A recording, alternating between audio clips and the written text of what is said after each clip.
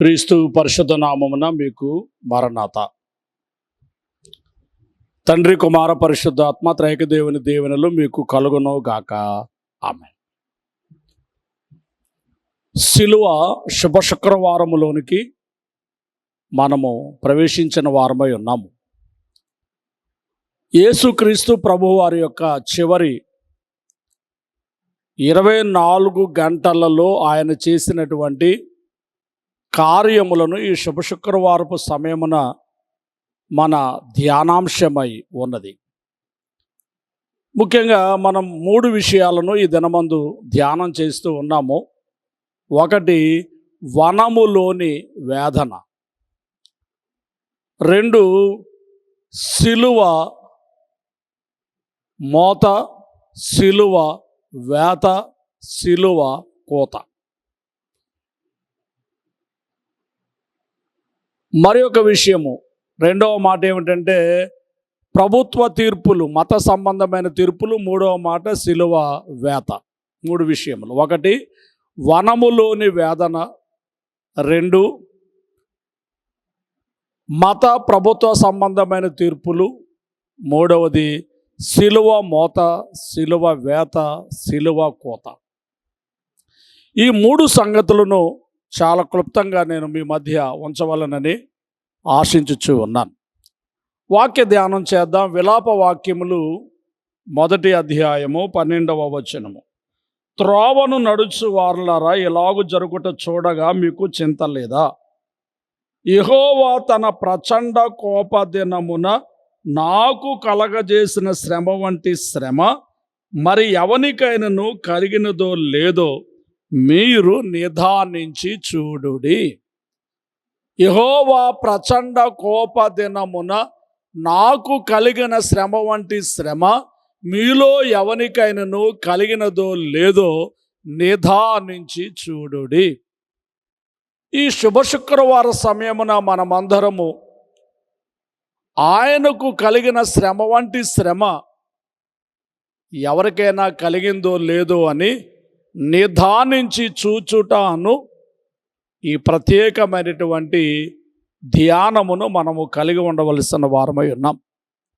యేసుక్రీస్తు పుట్టినప్పటి నుండి సిలువ దినము వరకు కలిగినటువంటి శోధనలు ఒకవైపు, సిలువ మరణ దినమున కలిగిన శోధనలు మరి ఒక వైపు మనం చూడగలం.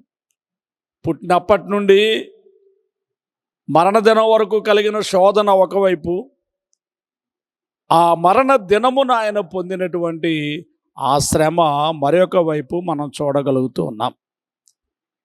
ఇకపోతే ప్రియమైన వాళ్ళ మార్కు సువార్తలో 14వ అధ్యాయము 41 వచనాన్ని మనం చూస్తే, మార్కు సువార్తలో 14వ అధ్యాయము 41 వచనమును మనం చూస్తే, ఆయన 3వసారి వచ్చి మీరు ఇక నిద్రపోయి అలసట తీర్చుకున్నది, ఇక చాలును, గడియ వచ్చినది, మనుష్య కుమారుడు పాపుల చేతికి అప్పగింపబడుచున్నాడు, గడియ వచ్చుచున్నది.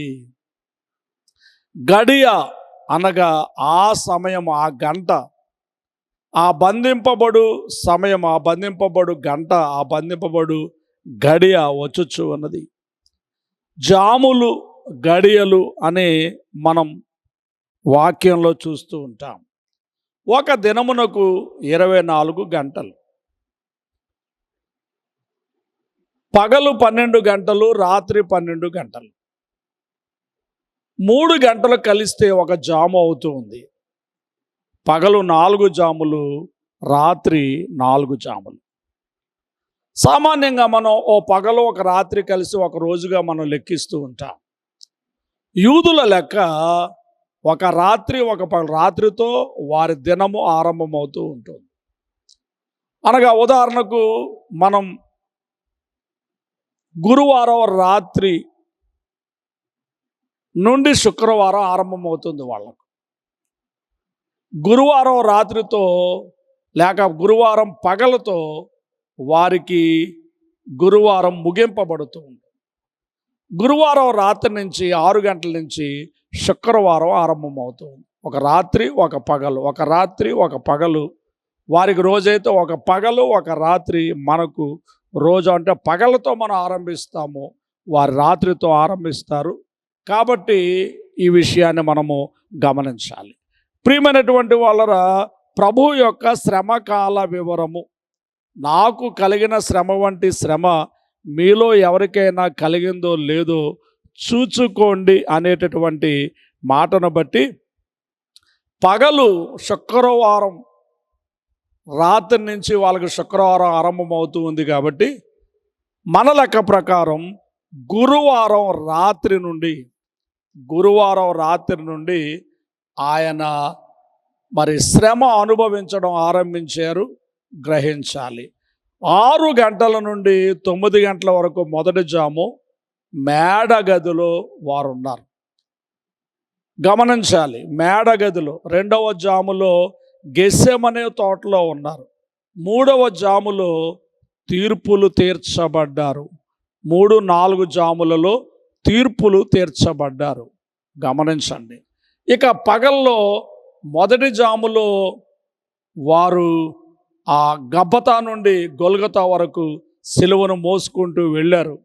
2వ జాము 9 నుంచి 12 వరకు సిలువలో వేలాడుతూ 3 మాటలు చెప్పారు.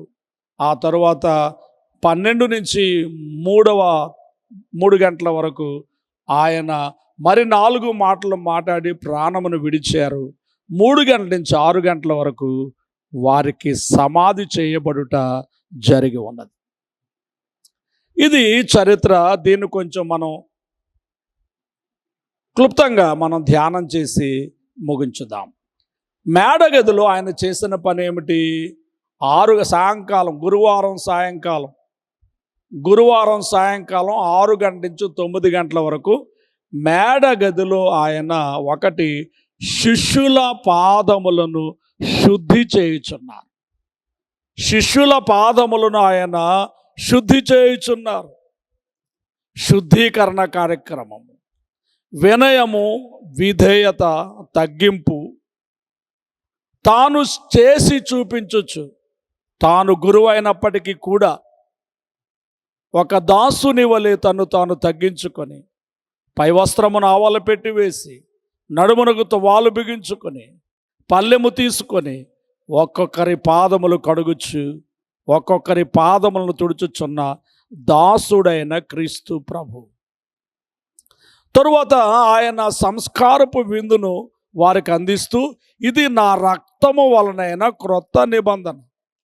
పాత నిబంధన ఏమిటి అంటే పస్కా పండుగను ఆచరించాలి, పస్కా గొర్రె పిల్లను వధించాలి, పస్కా పండుగను ఆచరించాలి. ఇక్కడ పస్కా పశువుగా యేసుక్రీస్తు ప్రభువే వధించబడ్డారు గనుక, వధించబడినటువంటి ఆయన రక్తమును త్రాగుచు, ఆయన శరీరమును తింటూ బలపడుచు సాగవలసి ఉన్నది. ఇది ఆ గురువారం రాత్రి మొదటి జాములో యేసు ప్రభు శిష్యులకు తెలియచేసినటువంటి సందేశమై ఉంటూ ఉన్నది. వారిని శుద్ధి చేసి వారిని తగ్గింపునకు మరి ఏర్పాటు చేశారు. 2 సంస్కారపు విందు కొరకు వారిని సిద్ధం చేశారు. ఇది రాకడ వచ్చు వరకు జరిగించుకోవలసిందిగా, నన్ను జ్ఞాపకం చేసుకోవడానికై తీసుకొనవలసినదిగా, కృతజ్ఞతాపూర్వకంగా అందుకొనవలసినదిగా వారికి ఆయన నేర్పించిన వారు ఉన్నారు. గ్రహించండి. ఇక 2వ జాము 9 గంటల నుంచి మధ్యరాత్రి 12 గంటల వరకు 2వ జాము గెస్సెమనెలో ఆయన ప్రార్థన చేయించి ఉన్నారు. గెస్సెమనే వనములో ఆయన వేదన పడుచు ఉన్నారు. సిద్ధపాటు ప్రార్థన. ఈ శిలువ యజ్ఞం కొరకు, శిలువ యాగం కోసం, మానవ పాప పరిహారము నిమిత్తమై ఆయన పొందబో శ్రమను గూర్చి సిద్ధపాటు ప్రార్థన ఆయన జరిగించుచు ఉన్నారు. సిద్ధపాటు ప్రార్థన. ప్రియమైనటువంటి వాళ్ళరా, గమనించాలని నేను మీకు మనవి చేస్తూ ఉన్నాను. పలుమార్లు ఆయన ఆ యొక్క వనములోనికి, ఆ గెస్సెమనే తోటలోనికి, ఒలీవ తోటలోనికి ఆయన వెళ్ళడం, ప్రార్థన చేయడం ఆయనకు పలుమార్లు అలవాటుగా ఉన్నదని యోహాను సువార్త 18వ అధ్యాయంలో 2వ వచనంలో కనబడుతూ ఉన్నది. పలుమార్లు వెళ్ళి చేసే ప్రార్థన వేరు, ఈ రాత్రి ఆయన చేసేటటువంటి ప్రార్థన వేరు. ఒక గొప్ప యజ్ఞం కొరకు, ఒక గొప్ప యాగం కొరకు ఆయన చేయుచు ఉండినటువంటి ప్రార్థన, ఆయన చేయుచు ఉండినటువంటి ప్రార్థన మనకు కనబడుచు ఉన్నది, గ్రహించాలని నేను మీకు తెలియచేస్తూ ఉన్నాను. ఎంత బలమైనటువంటి ప్రార్థన ఆయన చేస్తూ ఉండగా శిష్యులు నిద్రపోతూ ఉన్నారు. వారిని లేపి, నిద్రపోతున్నటువంటి శిష్యులైనటువంటి వారిని లేపి, మీరు ప్రార్థన చేసుకోండి, శోధనలో ప్రవేశించకుండా మెలకువ కలిగి ప్రార్థన చేయండి అంటూ వారిని ప్రార్థన కొరకు పురుకొల్పుచు సిద్ధపాటు చేయొచ్చు. రాతివేత దూరం వెళ్ళి ఆయన బలంగా ప్రార్థన చేస్తూ ఉంటే, సువార్తికుడు లూకా గారు, ఈయన వైద్యుడై ఉన్నారు కాబట్టి ఆయన వైద్య పరిభాషలో రాశారు ఈ మాట. మత్తయి, మార్కు, యోహాను గారు ఈ మాటను రాయలేదు, కానీ లూకా గారు రాస్తా ఉన్నారు. ఏమనంటే, ఆయన ఆతురపడి మరింత మిక్కుటముగా ప్రార్థన చేయగా ఆయన చెమట నేల పడుచున్న గొప్ప రక్త బిందువుల వలె ఆయన చెమట అంతా కారిపోయి రక్తం కారుతూ ఉంది. దీన్ని మనం వైద్య పరిభాషలో చెప్పుకోవాలి అంటే, ప్రియమైనటువంటి వాళ్ళరా గమనించండి, ఈ రక్తము యొక్క పీడన పెరిగితే, బ్లడ్ ప్రెషర్ అంటుంటాం కదా, రక్తం యొక్క పీడన సామాన్యంగా 80 నుంచి 120 వరకు ఉంటుంది. అంతకు మించి పెరిగితే, అంటే ఉదాహరణకు 220, 230 అని దాటి వెళితే బ్లడ్ ప్రెషర్, రక్తపు పీడన అధికమై ఈ చెమట గ్రంథుల నుండి, ఈ స్వేద గ్రంథుల నుండి రక్తము రావచ్చును. శరీర ఉష్ణోగ్రత సామాన్యంగా 98 డిగ్రీలు ఉంటుంది. అంతకు మించి 104, 106 వరకు వెళితే ఈ స్వేద గ్రంథుల నుండి రక్తమునకు బదులుగా చెమటకు బదులుగా రక్తం ప్రవాహం చేస్తూ. ఇప్పుడు యేసుక్రీస్తు ప్రభువారు ఎంతో ఒత్తిడికి లోనై ఉంటారు కనుక ఆ ఒత్తిడిలో రక్తము నేల పడుచున్న రక్త బిందువుల వలె, ఆ చెమట రక్త బిందువుల వలె మారి ఆ స్వేద గ్రంథుల నుండి రక్తము ప్రవాహము చేయుచు ఉన్నది అని మనము ఆ వనములోని వేదనను బట్టి మనము చూడగలుగుచు ఉన్నాం. ఇలాగూ ఆయన ప్రార్థన చేసి చాలించిన తరువాత మనం ముందుగా చదువుకున్నట్టుగా గడియ వచ్చి ఉన్నది. ఆ గడియ వచ్చి ఉన్నది. ఆ ప్రార్థన ముగించుకొని మనుష్య కుమారుడు అప్పగింపబడు గడియ వచ్చి ఉన్నది గనుక యోధా గారు సైనికులను తీసుకొని ముందుగా వారికి ఆనవాలు చెప్పి, నేను ఎవరిని ముద్దు పెట్టుకుంటానో ఆయనే క్రీస్తు, మీరు బంధించి తీసుకుని వెళ్ళవచ్చునని 30 వెండి నాణేలకు అమ్మివేసినటువంటి స్వామి ద్రోహి, గురుద్రోహి వచ్చి ఏమి ఎరుగునట్టుగా పైకి ఒక మాట, లోపల ఇంకొక కార్యము. బోధకుడా, నీకు శుభం కలుగునుగాక, నీకు శుభం కలుగునుగాక అని అశుభానికి అమ్మివేస్తా ఉన్నాడు. పైకి శుభం అంటున్నాడు, కానీ అతన్ని చంపివేయడానికి అప్పగించి చూడనటువంటి యోధా. కాబట్టి వారు వచ్చారు, బంట్రోతులు ఆయన్ను పట్టుకున్నారు, తీసుకొని వెళ్ళిపోయారు. ఇక 3వ జాము నుండి ఆయనకు తీర్పులు ఆరంభించబడ్డాయి. యేసు ఎదుర్కొనిన తీర్పులు, యేసు ఎదుర్కొనిన తీర్పులు 3 రకాలైనట్లుగా 6 రకాలైనటువంటి తీర్పులు యేసుప్రభు వారికి తీర్చారు. మొదట మత సంబంధమైన కోర్టులకు తిప్పారు. మాజీ ప్రధాన యాజకుడు అన్న యొద్దకు, ప్రస్తుత ప్రధాన యాజకుడు అయినటువంటి కయప యొద్దకు, అలాగే వారికి గొప్ప అధికారం కలిగినటువంటి సభ అయినటువంటి సనహెడ్డిన్ సభ యొద్దకు 3 చోట్లకు ఆయనను ఆ అర్ధరాత్రి సమయంలో త్రిప్పారు. సామాన్యంగా ఈ న్యాయ సభలు పగటి కాలంలో పనిచేస్తాయి, రాత్రి సమయాల్లో పనిచేయవు.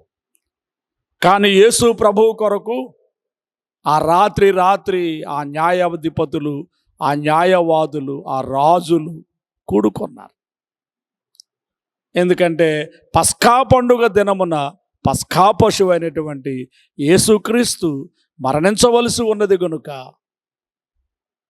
జగదుత్పత్తి వేయబడక మునిపే, జగదుత్పత్తి చేయబడక మునిపే నిర్ణయించబడినటువంటి నిర్ణయము చొప్పున ఆయన మరణం సంభవించాలి గనుక, ఆయన ఎప్పుడు మరణిస్తాడో, ఎలాగూ మరణిస్తాడో ముందుగానే ప్రవక్తల ద్వారా దేవుడు ప్రవచింప చేస్తున్నాడు గనుక, ఆయన భవిష్యత్ సంకల్పమును అనుసరించి రాత్రి సమయాల్లో పనిచేయని ఆ యొక్క కోర్టులు పనిచేయడానికి కూర్చున్నారు.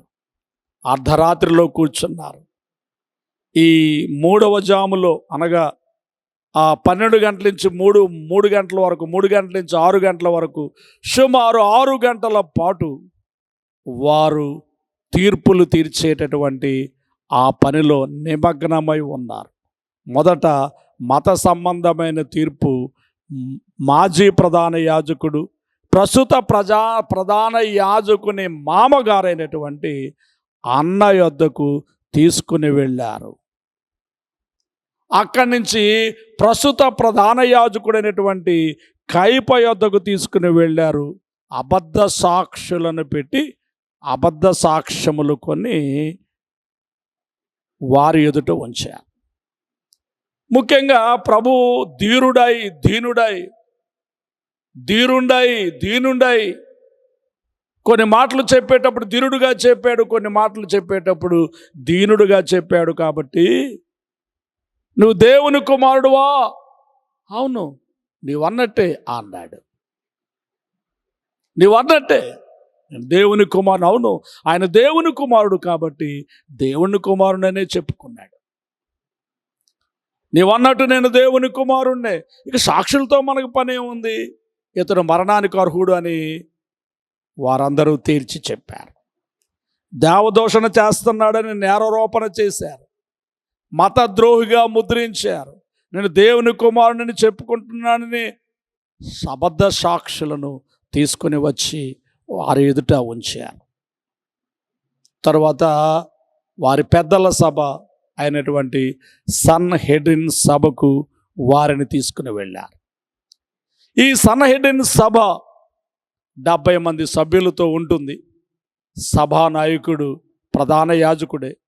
ఈ ప్రధాన యాజకుని ఆధ్వర్యంలో ఈ యోధా పెద్దలందరూ కలిసి తీర్మానం చేశారు, ఈయన మరణానికి పాత్రుడు అని, మతద్రోహం చేస్తూ ఉన్నాడని, దేవదూషణ చేస్తూ ఉన్నాడని, దేవుని కుమారుడిని చెప్పుకుంటున్నాడని తీర్మానం చేశారు. మరణ శిక్ష వేసే అధికారం వారికి లేదు కాబట్టి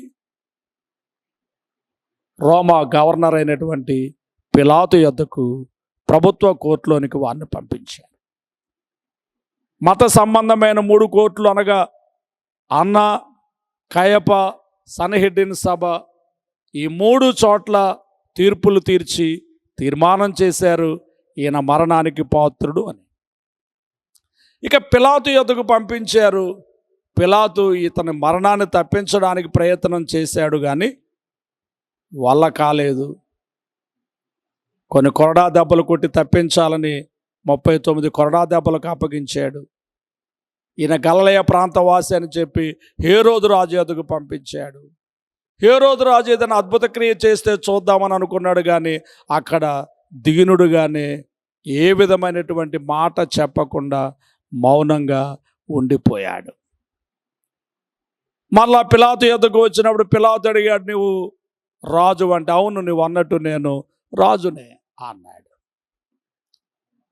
ఓ ప్రక్క రాజద్రోహం, నేను రాజునని చెప్పుకుంటున్నాను రాజద్రోహం, ఇంకొక ప్రక్క దేవుని కుమారుని చెప్పుకుంటున్నాడని చెప్పి మతద్రోహం 2 ఆయన మీద పెట్టి శిక్ష తప్పిద్దామని పిలాతు ప్రయత్నం చేసినప్పటికీ కూడా బరబ్బాను మాకు విడుదల చేయమని వారు కోరడం, ఆయన చేతులు కడుక్కుంటే ఈ పాపం మాకు మా పిల్లల మీద పడుగాక అని చెప్పి వారు కోరుకోవడం, ఆ శిక్షను అనుభవించడానికి వారు ఇష్టపడ్డం, ఇదంతా మనం చూస్తున్నాం. కడకు పిలాతు గారు సిలువ వేయుట కొరకు అప్పగించినట్టుగా మనము చూడగలుగుతున్నాం. 6 గంటలు అయిపోయింది ఉదయం. 6 గంటల నుంచి ఇంకా గబతా అనేటటువంటి ఆ తీర్పు తీర్చిన స్థలం నుండి వారు గొల్గొతా కొండకు, కల్వరిగిరి కొండకు సిలువను ఆయన భుజాన మీద పెట్టి ఆయనను ఆ యెరూషలేము వీధుల గుండా తీసుకొని పోతా ఉన్నారు. సిలువను మోయుచున్నాడు ప్రభు. ఒక అడ్డ కొయ్యి, ఒక నిలువు కొయ్యి బహిరంగంగా మనకు కనబడుతూ ఉన్నది, కానీ ఈ కొయ్య పైకి కనబడుతూ ఉన్నది, కానీ అంతరంగ సిలువను చూస్తే పరలోకము నుండి పాతాళం వరకు, ఆదాము మొదలుకొని ఆఖరి మనిషి వరకు అందరి యొక్క పాప భారమును ఈ సిలువలో ఆయన మోయుచు ఉన్నాడు. అందరి శాప భారమును ఈ సిలువలో మోయుచున్నాడు. అందరి శిక్ష భారమును ఈ సిలువలో మోయుచున్నాడు. మనమందరము గొర్రెల వలె త్రోవ తప్పిపోతిమి, మనలో ప్రతివాడు తనకిష్టమైన త్రోవకు తొలగెను, యెహోవా మనందరి దోషములు అతని మీద మోపెను మాటను బట్టి ఈ యొక్క సిలువలో ఆయన అందరి పాప భారము, వ్యాధి భారము, శిక్ష భారము, శాప భారము, సమస్త భారమును ఆయన మోయుచు మోయుచు మోయుచు ఉన్నారు.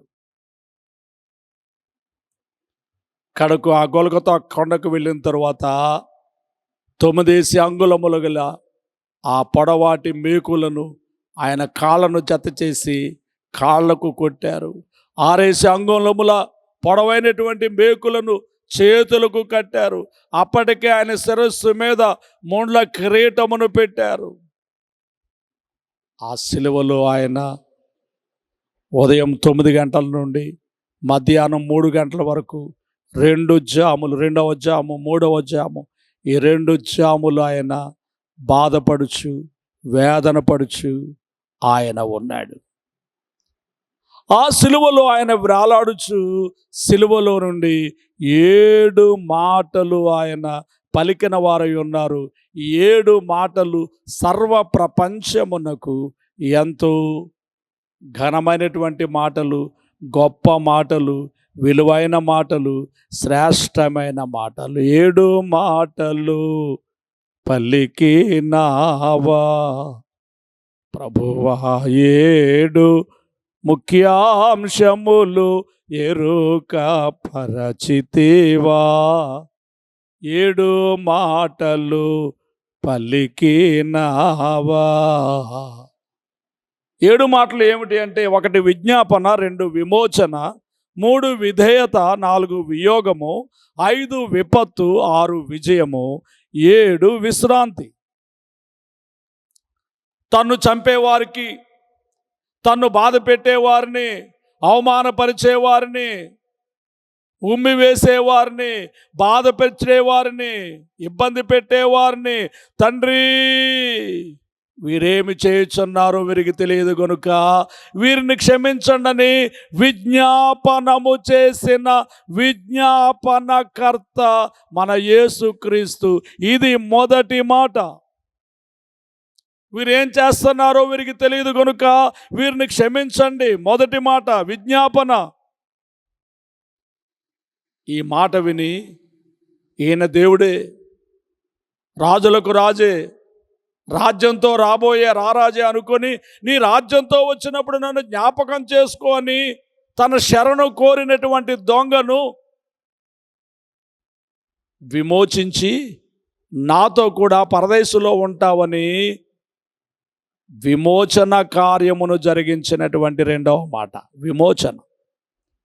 విడుదల, పాపికి విడుదల. శరణు కోరినటువంటి, సిలువ శరణుజొచ్చిన, రక్షకుని శరణుజొచ్చినటువంటి ఆ యొక్క దొంగకు విమోచన కలిగించే మాట రెండవ మాట. తన యొక్క దృష్టి సిలువ క్రిందకు పడింది. అక్కడ చిన్న గుంపు కనబడతా ఉంది.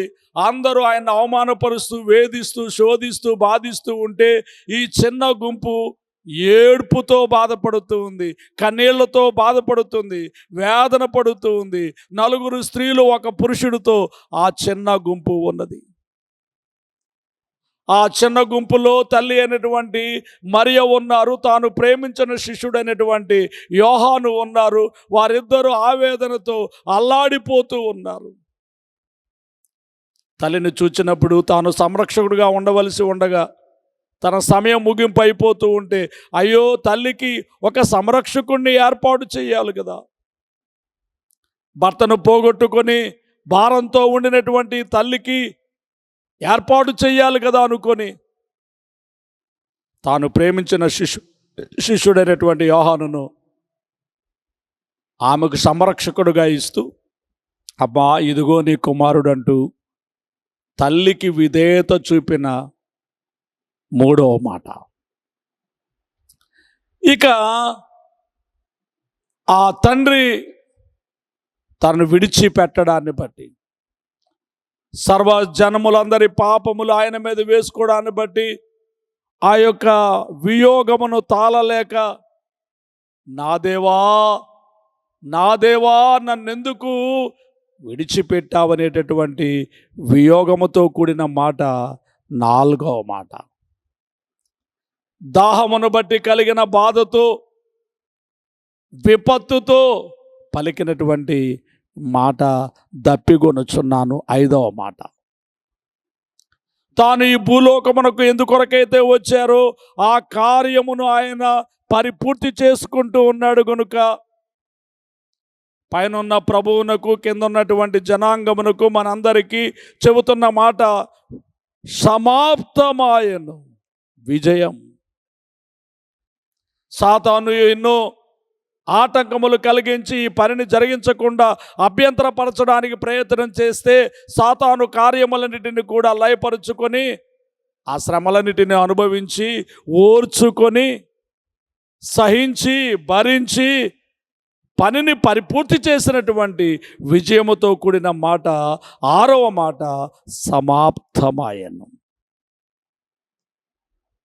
ఇక సృష్టి పనిలో 6 రోజుల్లో సృష్టి పనిని ముగించి 7వ రోజు విశ్రాంతి తీసుకున్నట్టుగానే మన ప్రభు అయినటువంటి యేసుక్రీస్తు వారు 6 రోజులతో విజయమును పూర్తి చేసి 6 మాటల్లో 7వ మాటలో, తండ్రి నీ చేతికి నా ఆత్మను అప్పగించుచు ఉన్నానని విశ్రాంతిలోనికి ప్రవేశించుచున్న 7వ మాట. 9 గంటల నుంచి 12 గంటల వరకు 3 మాటలు చెప్పారు. 12 గంటలకు చీకటి కమ్మింది, సూర్యుడు చీకటయ్యారు. 12 నుంచి 3 గంటల వరకు 4 మాటలు చెప్పి 3 గంటల సమయాన్న తన యొక్క ప్రాణమును దేవునికి అప్పగించి విశ్రాంతిలోనికి ఆయన ప్రవేశించి ప్రస్తుతం ఆయన దేవుని కుడిపార్శ్వమున కూర్చుని ఉన్నాడు. దేవుని కుడిపార్శ్వమున కూర్చుని మనందరి కొరకు విజ్ఞాపనము చేయుచున్నారు. దేవునికి స్తుతి కలుగును గాక, దేవునికి స్తోత్రం కలుగును గాక. ఆ తరువాత 3 గంటల నుంచి 6 గంటల వరకు ఆయనకు సమాధి కార్యము చేశారు. అప్పటి వరకు మౌనంగా ఉండినటువంటి 2 శిష్యులు వచ్చి ఆ సమాధి కార్యక్రమం అంతటిని కూడా ఘనముగా జరిగించారు. రేపటి దినమందు నిశ్శబ్ద శనివారము అనేటటువంటి ఆ యొక్క మాటతో ఆ సమాధి కార్యక్రమాన్ని మనం ధ్యానం చేద్దాము. ఈస్టర్ పండుగ, పునరుత్థాన పండుగను మనం ఈస్టర్ పండుగ రోజు కూడా మన వాక్యాన్ని చెప్పుకుంటాము. ఆ పిదప వారమునకు ఒక పర్యాయం మన వాక్య సందేశాన్ని విందాము, గ్రహించండి. దేవుడి మాటలు మీ హృదయాల్లో భద్రము చేయును గాక. తండ్రి వందనములు. ఈ మాటల బిడ్డల అంతరంగాల్లో ఫలింపు చేయి. క్లుప్తంగా అందించబడిన ఈ శుభ శుక్రవారపు సందేశం అందరి హృదయాల్లో ఫలింపు చేయి. యేసుక్రీస్తు నామములో వేడుకొనుచున్నాం తండ్రి, ఆమెన్. పరలోకమందున్న మా తండ్రి, మీ నామం పరిశుద్ధపరచబడుగాక, మీ రాజ్యం వచ్చునుగాక, మీ చిత్తం పరలోకమందు నెరవేరుచున్నట్లు భూమి అందు నెరవేరునుగాక. మా దినహరిని మాకు దయచేయము, మళ్ళీ అపరాధములు చేసిన వారిని మేము క్షమించున్న ప్రకారం మా అపరాధాలను క్షమించుము, మమ్మల్ని శోధనను తేకుము, కిరుని తప్పించుము. రాజ్యము, శక్తి, మహిమ నిరంతరము నీవే ఉన్నవి. ఆమేన్. ప్రభు యేసు రక్తమునకు జయం, అపవాది క్రియలకు లయం. ప్రభు యేసు రక్తమునకు జయం, అపవాది క్రియలకు లయం. ప్రభు యేసు రక్తమునకు సంపూర్ణ విజయం. అపవాదికులకు అనంతకాలం నాశనం. హల్లెలూయా, హల్లెలూయా, హల్లెలూయా. స్తోత్రం, స్తోత్రం, స్తోత్రం. Amen, amen, amen. మన తండ్రి అయిన దేవుని ప్రేమ, రక్షకుడైన యేసుక్రీస్తు వారి యొక్క కృప, సహాయకుడుగా ఆత్మ తండ్రి అన్యోన్య సహవాసము కుడి వచ్చిన మనల వరకు ఆయన వెంబడించి వారందరికీ తోడై ఉండును గాక. ఆమెన్. మరణాత.